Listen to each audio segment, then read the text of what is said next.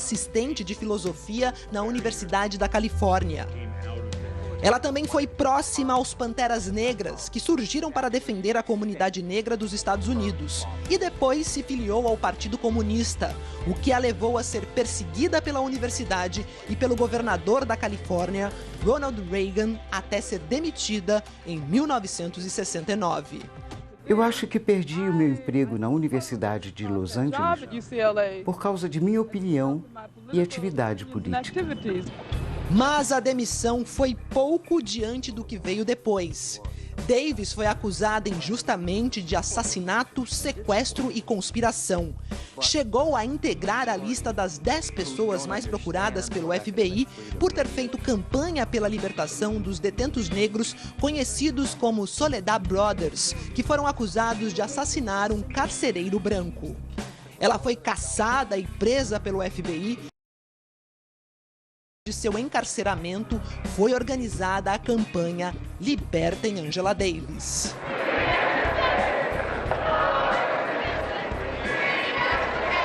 Durante essa época, John Lennon e Yoko Ono fizeram uma música para Angela.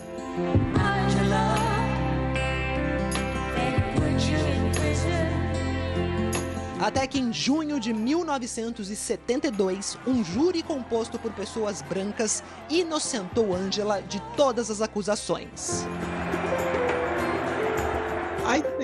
Acho que minha vida mudou e a trajetória que fiz desde então é muito em função das experiências que tive quando estava na prisão.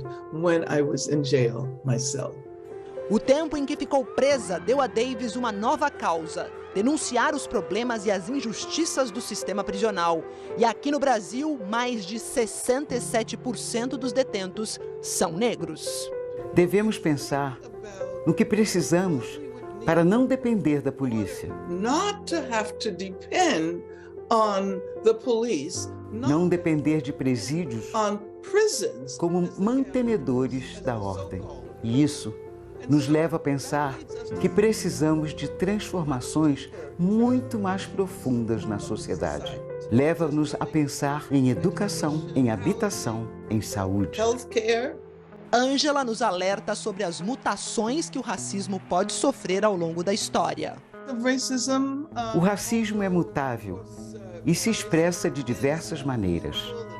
Durante décadas, muitos de nós argumentamos que o racismo é principalmente institucional, estrutural e sistêmico, não simplesmente as atitudes de indivíduos.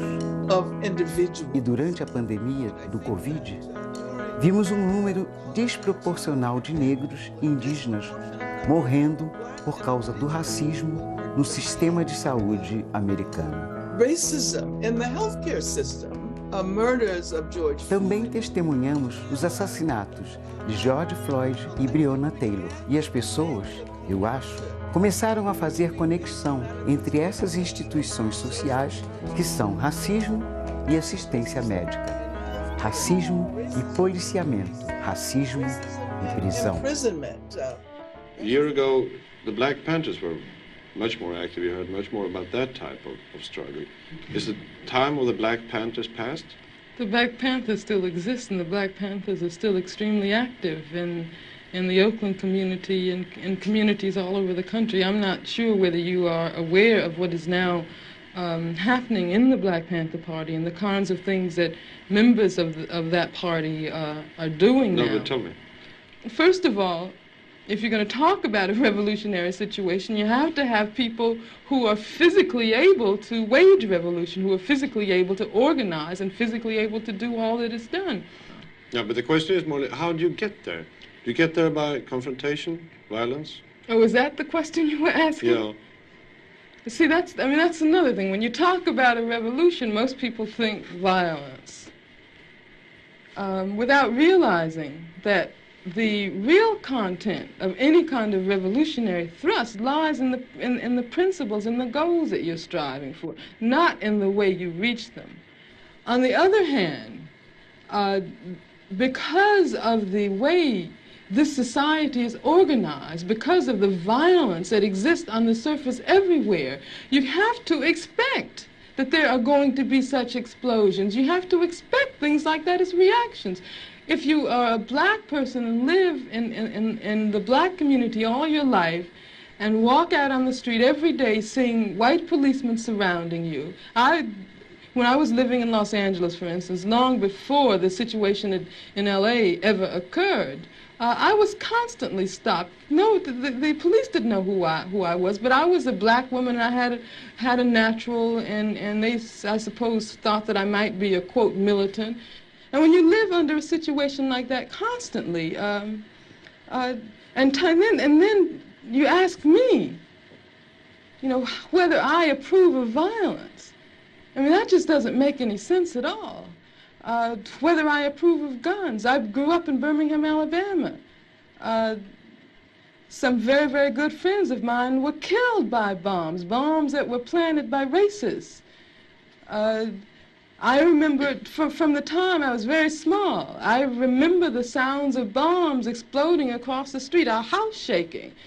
I remember my father having to have guns at his disposal at all times because of the fact that at any moment we might expect to be attacked. The man who was at that time in complete control of the city government, his name was Bull Connor, would often get on the radio and make statements like, niggers have moved into a white neighborhood, we better expect some bloodshed tonight. And sure enough, there would be bloodshed.